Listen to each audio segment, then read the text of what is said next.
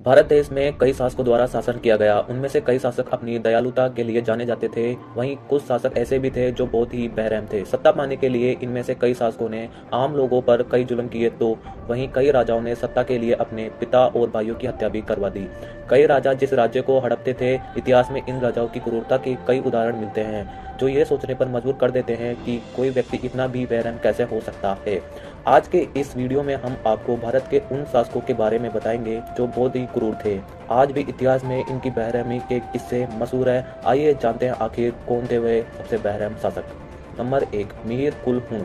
मिहिर कुल हुन एक हुन शासक था। हुन असल में कहां से थे, इस बात पर इतिहासकारों के अलग अलग मत है, पर ज्यादातर इतिहासकार हुन को चीनी शासक मानते हैं। कहा जाता है कि करीब 500 ईस्वी के दौरान उन्होंने भारत में आक्रमण किया था। कहा जाता है कि एक बार मिहिर ने बौद्ध धर्म को जानने के लिए भिक्षुकों को निमंत्रण भेजा था, पर भिक्षुक मिहिर की क्रूरता से परिचित थे। इस कारण उन्होंने अपने एक शिष्य को राजा के यहाँ भेज दिया।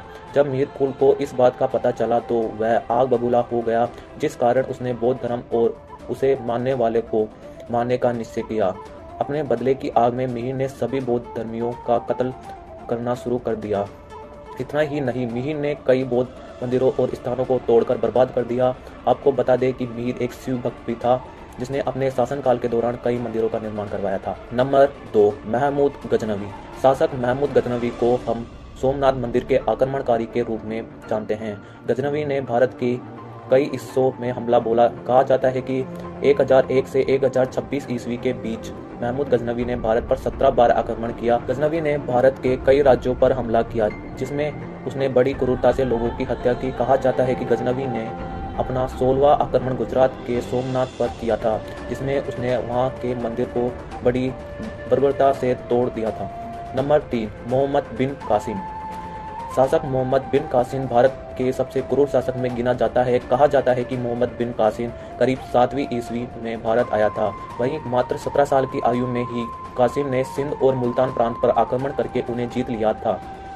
638 से लेकर 711 ईस्वी के दौरान 9 खलीफाओं ने करीब 15 बार भारत पर आक्रमण किए, जिनमें 15 बार में मोहम्मद बिन कासिम के नेतृत्व में उन्हें यह जीत मिली।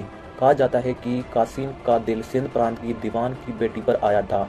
वह उसे अपनी बेगम बनाना चाहता था, पर जब वह महिला नहीं मानी तो कासिम ने उसका सिर कलम करवा दिया। इसी तरह उस वक्त सिंध के राजा दाहिर की पत्नियां और पुत्रियों ने कासिम के चंगुल में न आने के लिए अपनी जान दे दी थी। नंबर 4, भारत के साथ साथ एशिया और अरब देश के लोग भी चंगेज खान के नाम से कांपते थे।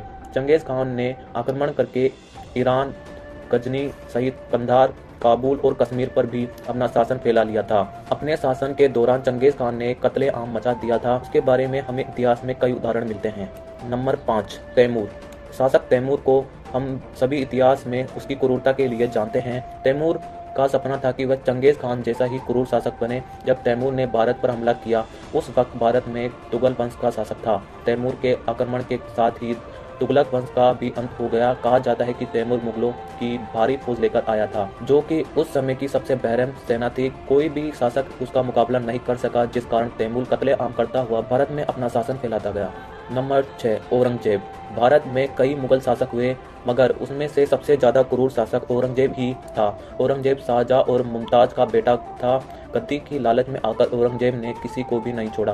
कहा जाता है कि औरंगजेब ने खुद शासन करने के लिए अपने पिता शाहजहां को कैद करवा दिया था, वहीं भाइयों और भतीजों की बड़ी बेरहमी से हत्या कर दी थी। औरंगजेब ने अपने शासन के दौरान अनेकों मंदिर तोड़वा दिए थे। इतना ही नहीं, औरंगजेब ने सिख गुरु तेग बहादुर का सिर कलम करवाया, वहीं उनके बच्चों को जिंदा ही दीवारों में चुनवा दिया था।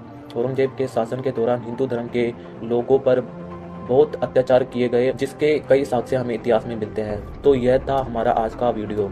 आपको हमारा वीडियो कैसा लगा? पसंद आया हो तो लाइक करें और शेयर करें। आज के लिए बस इतना ही। मिलते हैं किसी और इंटरेस्टिंग वीडियो।